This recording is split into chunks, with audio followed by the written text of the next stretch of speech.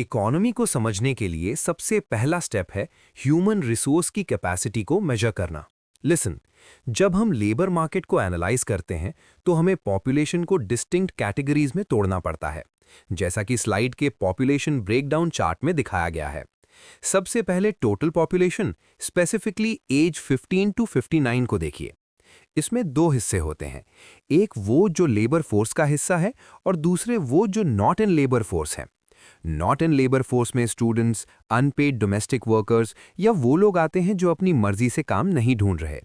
इसलिए economic analysis के लिए हमारा प्राइमरी फोकस लेबर फोर्स पर होता है, जो इकोनॉमी की एक्चुअल सप्लाई साइड कैपेसिटी को दर्शाता है। समझ आया? यहाँ तीन क्रिटिकल मेट्रिक्स इमर्जिंग होते हैं: एलएफपीआर, डब्ल्यूपीआर और अनएम्प्लॉयमेंट रेट। सबसे पहले लेबर फोर्स पार्टिसिपेशन रेट यानी एलएफपीआर को समझिए। ये मैट्रिक बताता है कि देश की वर्किंग एज पॉपुलेशन का कितना हिस्सा मार्केट में एक्टिव है, या तो काम कर रहा है मतलब एम्प्लॉयड, या काम ढूंढ रहा है मतलब अनएम्प्लॉयड। अगर स्लाइड पर फॉर्मूला देखें तो एलएफपीआर का न्यूमरेटर लेबर फोर्स है और डिनोमिनेटर टोटल पॉपुलेशन है। क्लियर है? हाई एलएफपीआर का मतलब है कि इकोनॉमी में ज्यादा लोग प्रोडक्टिव होने के लिए तैयार हैं।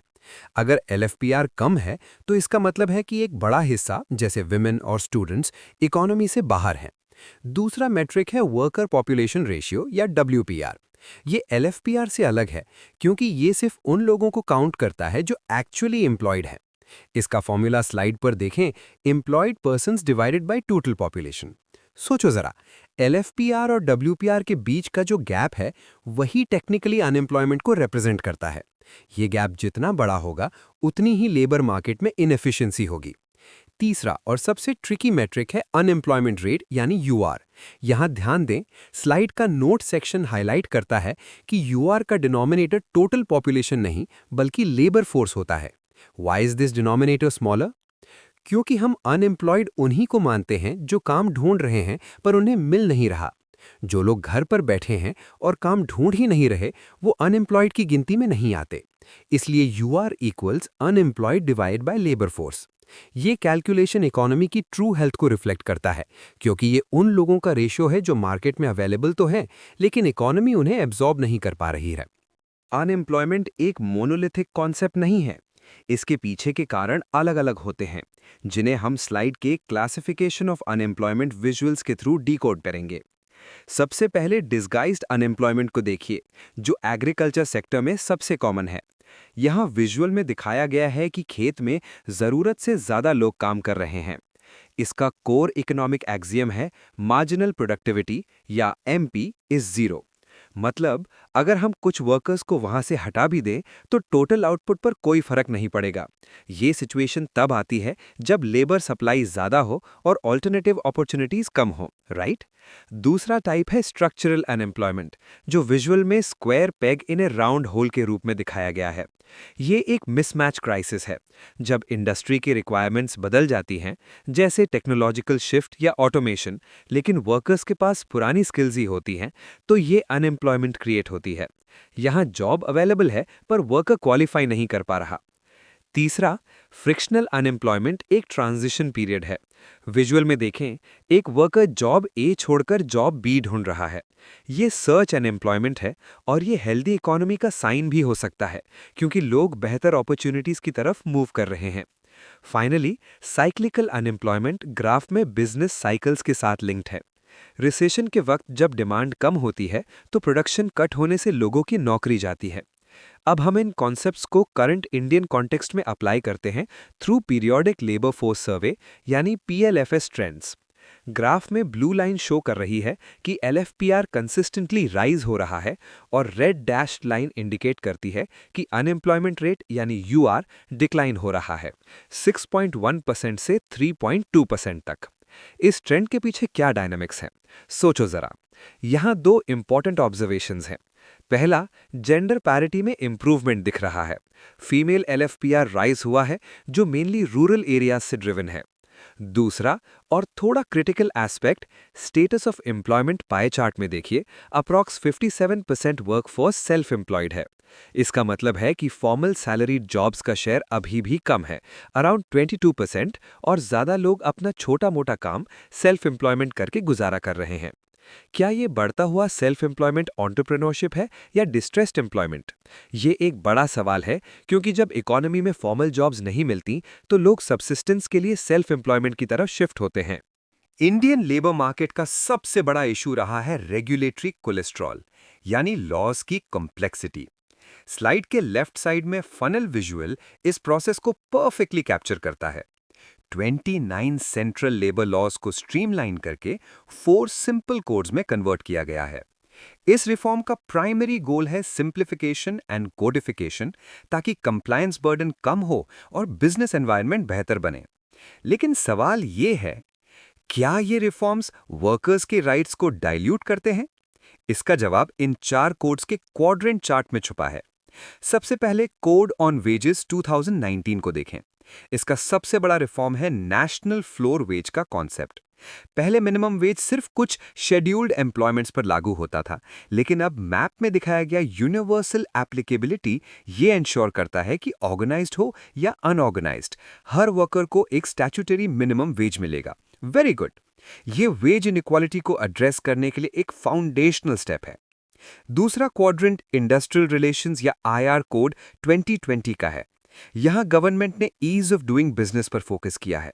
विजुअल में फैक्ट्री के आइकन के नीचे लिखा है कि रिट्रेंचमेंट यानी छटनी के लिए गवर्नमेंट परमिशन की थ्रेशहोल्ड 100 वर्कर्स से बढ़ाकर 300 वर्कर्स कर दी गई है। इसका मतलब है कि छोटी और मीडियम इंडस्ट्रीज अब बिना ब्यूरोक्रेटिक हर्डल के वर्कर्स को हायर और फायर कर सकती हैं। हालांकि वर्कर्स के लिए डिस्प्यूट रेजोल्यूशन को तेज करने के लिए 2 मेंबर इंडस्ट्रियल ट्राइब्यूनल्स का प्रोविजन लाया गया है। तीसरा code social security code 2020 labour welfare का स्कोप एक्सपैंड करता है। अम्ब्रेला आइकन ये सिग्निफाई करता है कि अब गिग वर्कर्स जैसे डिलीवरी पार्टनर्स और प्लेटफॉर्म वर्कर्स भी सोशल सिक्योरिटी के एम्बिट में आएंगे। इसके लिए एक डेडिकेटेड फंड क्रिएट किया जाएगा जो एग्रीगेटर्स के टर्नओवर से फाइनेंस होगा। फाइनली ओएसएच कोड यानी ऑक्यूपेशनल सेफ्टी हेल्थ वर्कर्स की वर्किंग कंडीशंस पर फोकस करता है। इसमें इंटरस्टेट माइग्रेंट की डेफिनेशन को एक्सपैंड किया गया है और वन लाइसेंस कॉन्सेप्ट लाया गया है, ताकि कॉन्ट्रैक्टर्स को अलग अलग स्टेट्स में मल्टीपल लाइसेंसेस ना लेने पड़े।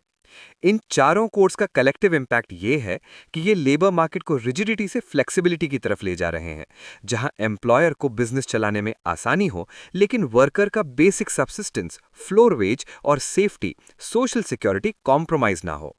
आज की डिजिटल इकोनॉमी में काम करने का तरीका फंडामेंटल रूप से बदल गया है और पुराने लॉज जहां एम्प्लॉयर एम्प्लॉय रिलेशनशिप डिफाइन होता था वो अब आउटडेटेड हो रहे हैं।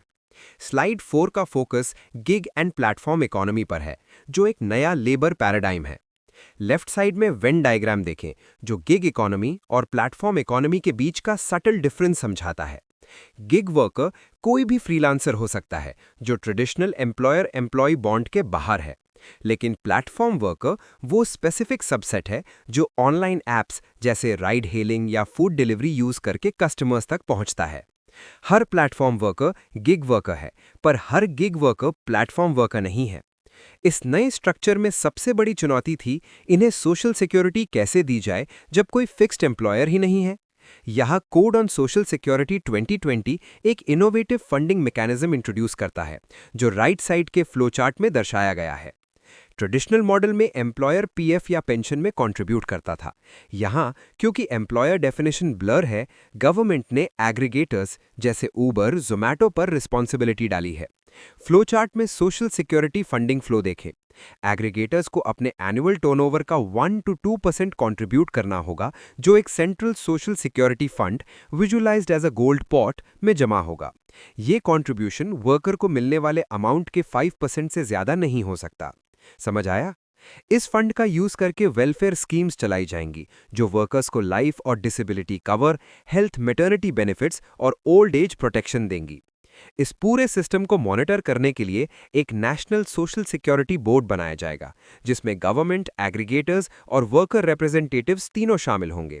ये आर्किटेक्चर इसीलिए रेवोल्यूशनरी है क्योंकि ये पहली बार टेक इंटरमीडिएटेड वर्क को फॉर्मल सोशल सिक्योरिटी नेट के अंदर ला रहा है। ये मॉडल एक्नॉलेज करता है कि भले ही वर्कर का कोई बॉस ना हो, लेकिन उसका वेलफेयर स्टेट की जिम्मेदारी है और फाइनेंसिंग उस प्लेटफॉर्म से आनी चाहिए जो उसकी लेबर से प्रॉफिट कमा रहा है। इंडस्ट्रियल रिलेशंस या आईआर कोड में सबसे बड़ा debate flexibility versus job security का रहा है। स्लाइड 5 के टेबल और टाइमलाइन के थ्रू हम समझेंगे कि कैसे फिक्स्ड टर्म एम्प्लॉयमेंट एफटीई और स्ट्राइक्स के नए नॉर्म्स इस बैलेंस को शिफ्ट कर रहे हैं। टेबल के कॉलम 3 में फिक्स्ड टर्म एम्प्लॉयमेंट एफटीई को हाईलाइट किया गया है। पहले कंपनीज के पास या तो परमानेंट एम्प्लॉय का ऑप्शन था, जहां निकलना मुश्किल था, या कॉन्ट्रैक्ट लेबर का, जहां वर्कर का एक्सप्लॉयटेशन होता था।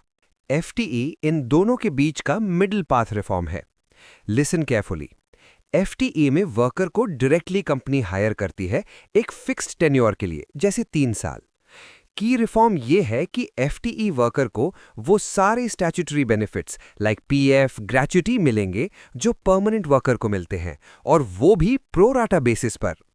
इसका मतलब अगर वर्कर ने सिर्फ 1 साल काम किया तो उसे 1 साल की ग्रेच्युटी मिलेगी, जो पहले 5 साल से पहले नहीं मिलती थी।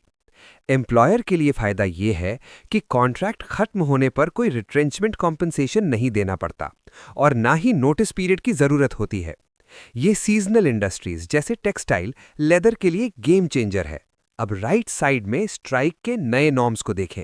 स्ट्राइक करना वर्कर का हक है, लेकिन सडन स्ट्राइक्स इकोनॉमी को डिसरप्ट करती हैं। Procedure for legal strike infographic इस प्रोसेस को समझाता है। नए आईआर कोड के तहत अब सभी इंडस्ट्रियल एस्टैब्लिशमेंट्स में वर्कर्स को स्ट्राइक पर जाने से पहले मैंडेटरी 14 डे नोटिस देना होगा, जो इवेंट ए है। पहले ये सिर्फ पब्लिक यूटिलिटी सर्विसेज, पानी बिजली के लिए था। नोटिस देने के बाद कंसिलिएशन प्रोसीडिंग्स शुरू होती है, इवेंट बी। यहां सबसे क्रिटिकल पॉइंट है नो स्ट्राइक जोन।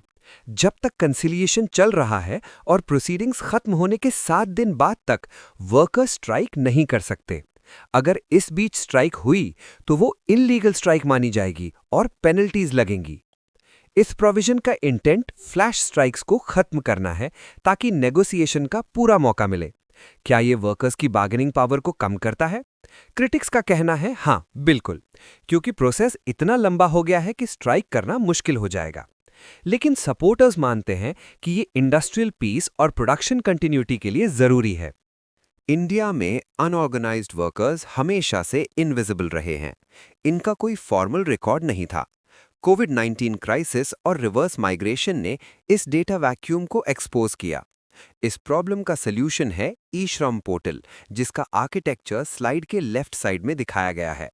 ये ministry of labour and employment का फ्लैगशिप इनिशिएटिव है, जिसका मैंडेट है एक national database of unorganised workers यानी NDUW क्रिएट करना। क्लाउड डायग्राम से समझिए कि ये सिस्टम कैसे काम करता है। वर्कर चाहे कंस्ट्रक्शन में हो, माइग्रेंट हो या डोमेस्टिक हेल्प हो, वो CSC सेंटर्स या ऐप के थ्रू सेल्फ रजिस्टर कर सकता है। इसका बैकबोन आधार सीडिंग है, जो डुप्लीकेशन को रोकती है। रजिस्ट्रेशन के बाद वर्कर को एक 12 डिजिट UAN यानी यूनिवर्सल अकाउंट नंबर कार्ड मिलता है। ये UAN कार्ड सिर्फ एक आईडी नहीं है, ये वर्कर की लाइफ लॉन्ग वैलिडिटी वाली डिजिटल आइडेंटिटी है। अब राइट साइड में मैप और बेनिफिट स्टैक देखें। इस डेटाबेस का असली फायदा पोर्टेबिलिटी है। पहले अगर बिहार का वर्कर महाराष्ट्र जाता था तो उसे रेशन या बेनिफिट्स नहीं मिलते थे, क्योंकि उसका डेटा स्टेट स्पेसिफिक था। अब ई-श्रम डेटाबेस और UAN के थ्रू ये बेनिफिट्स स्टेट बॉर्डर्स के पार भी वैलिड हैं, जिसे वन नेशन वन कार्ड कहा जाता है। मैप में दिखाया गया डिजिटल शील्ड यही दर्शाता है कि वर्कर कहीं भी मूव करे, उसका डेटा और सिक्योरिटी उसके साथ ट्रैवल करेगी। विजुअल में बेनिफिट स्टैक हाईलाइट करता है कि रजिस्ट्रेशन पर क्या मिलता है। Number 1, identity via UAN। Number 2, automatic security via PMSBY, प्रधानमंत्री सुरक्षा बीमा योजना, जिसमें 2 लाख रुपीस का एक्सीडेंटल डेथ कवर मिलता है। और number 3, opportunity linkage via NCS, national career service portal. Government के पास अब रियल टाइम डेटा है कि किस स्टेट में कितने माइग्रेंट्स हैं और उनकी स्किल्स क्या हैं, जिसे स्किल मैपिंग कहते हैं। फ्यूचर में किसी भी पैंडेमिक या क्राइसिस के वक्त सरकार सीधे इनके अकाउंट्स में DBT यानी डायरेक्ट बेनिफिट ट्रांसफर भेज सकती है बिना किसी लीकेज के। ई-श्रम ने बेसिकली इंडिया के इनविजिबल वर्कफोर्स को विजिबल और वेरीफाएबल बना दिया है। Make sense? लेबर रिफॉर्म्स को ग्लोबल कॉन्टेक्स्ट में समझने के लिए इंटरनेशनल लेबर ऑर्गेनाइजेशन ILO का रोल क्रूशियल है। स्लाइड 7 का स्ट्रक्चर हमें इंडिया के इंटरनेशनल कमिटमेंट्स और कंस्ट्रेंट्स के बीच का रिलेशन समझाता है। ILO एक यूनिक UN एजेंसी है क्योंकि ये ट्राईपार्टाइट है। इसमें सिर्फ गवर्नमेंट्स नहीं बल्कि एम्प्लॉयर्स और वर्कर्स के रिप्रेजेंटेटिव्स भी शामिल होते हैं पॉलिसी मेकिंग में। इंडिया का ट्रैक रिकॉर्ड ILO के साथ कैसा है? टेबल में ILO फंडामेंटल कन्वेंशन स्टेटस देखें। इंडिया ने 10 फंडामेंटल कन्वेंशंस में से ज्यादातर रैटिफाई की हैं, जो ग्रीन टिक से दिखाई गई हैं। इसमें फोर्स्ड लेबर C29 और C105, डिस्क्रिमिनेशन C100 और C111 और चाइल्ड लेबर C138 और C182 शामिल हैं। नोटिस करें कि चाइल्ड लेबर कन्वेंशन सबसे लेटेस्ट रैटिफाई हुई हैं, जो इंडिया की प्रोग्रेसिव कमिटमेंट को दिखाता है। रैटिफिकेशन का मतलब है कि हमारे नेशनल लॉज जैसे चाइल्ड लेबर एक्ट अब इंटरनेशनल स्टैंडर्ड्स के कंप्लायंट हैं। लेकिन कुछ कन्वेंशंस पर रेड क्रॉस नॉट रैटिफाइड है, specifically C87 freedom of association और C98 right to collective bargaining. यहां सवाल उठता है, क्यों? इसका कारण इंडिया के स्पेसिफिक लीगल स्ट्रक्चर में है।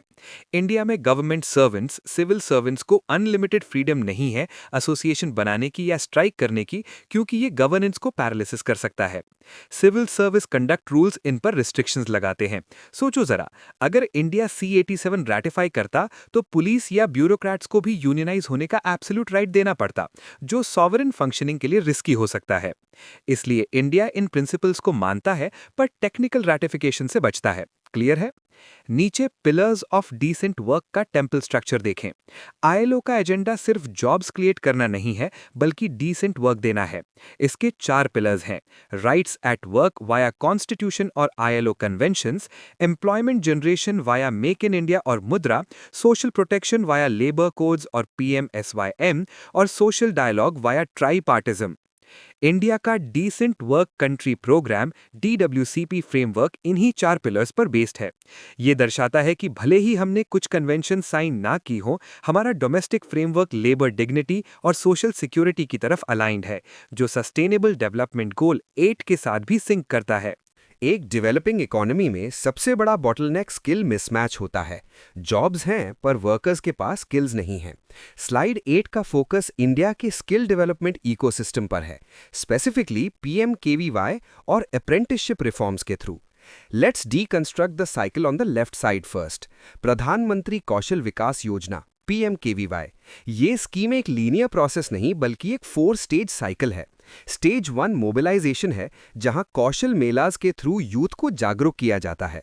स्टेज 2 ट्रेनिंग है, जिसमें 2 मेन कंपोनेंट्स हैं: शॉर्ट टर्म ट्रेनिंग STT उनके लिए जो ड्रॉप आउट्स हैं, और एक बहुत important concept RPL, recognition of prior learning. Lesson, RPL उन वर्कर्स के लिए है, जैसे कंस्ट्रक्शन वर्कर्स जिन्होंने काम करके स्किल सीखी है पर उनके पास सर्टिफिकेट नहीं है। RPL उन्हें असेस करके सर्टिफाई करता है, जिससे उनकी मार्केट वैल्यू बढ़ती है। PMKVY 4.0 अब इंडस्ट्री 4.0 टेक्नोलॉजीज जैसे AI, रोबोटिक्स और ड्रोन्स पर फोकस कर रहा है, ताकि फ्यूचर वर्कफोर्स तैयार हो सके। स्टेज 3 असेसमेंट और सर्टिफिकेशन का है, जो NSQF अलाइंड है। और फाइनल स्टेज 4 प्लेसमेंट या सेल्फ एम्प्लॉयमेंट सपोर्ट है। लेकिन सिर्फ क्लासरूम ट्रेनिंग काफ़ी नहीं होती, real skill on the job आती है। यहाँ अप्रेंटिसशिप एक्ट रिफॉर्म्स पिक्चर में आते हैं। स्लाइड के राइट साइड में स्केल बैलेंस विजुअल देखें, जो फाइनेंशियल शेयरिंग को एक्सप्लेन करता है। हिस्टोरिकली इंडस्ट्री अप्रेंटिसेस को रखने से डरती थी, क्योंकि कॉस्ट पूरी उन्हें उठानी पड़ती थी। NAPS national apprenticeship promotion scheme ने इस बैलेंस को चेंज किया है। अब गवर्नमेंट स्टाइपेंड का 25% up to ₹1500 per month share करती है वाया DBT, और बाकी इंडस्ट्री देती है। इससे इंडस्ट्री का कॉस्ट बर्डन कम हुआ है। इसके अलावा लीगल मैंडेट को भी रिफाइन किया गया है।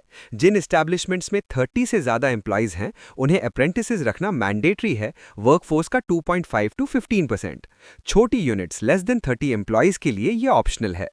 पहले ये सिर्फ इंजीनियरिंग ट्रेड्स तक सीमित था, अब सर्विस सेक्टर और नॉन इंजीनियरिंग ट्रेड्स को भी इंक्लूड किया गया है। ग्राफ शो कर रहा है कि कैसे मैन्युफैक्चरिंग से सर्विसेज की तरफ ग्रोथ हो रही है। ये ecosystem PMKVY as skilling input और apprenticeship as transition to work मिलकर इंडिया के डेमोग्राफिक डिविडेंड को यूटिलाइज करने का ब्लूप्रिंट बनाते हैं।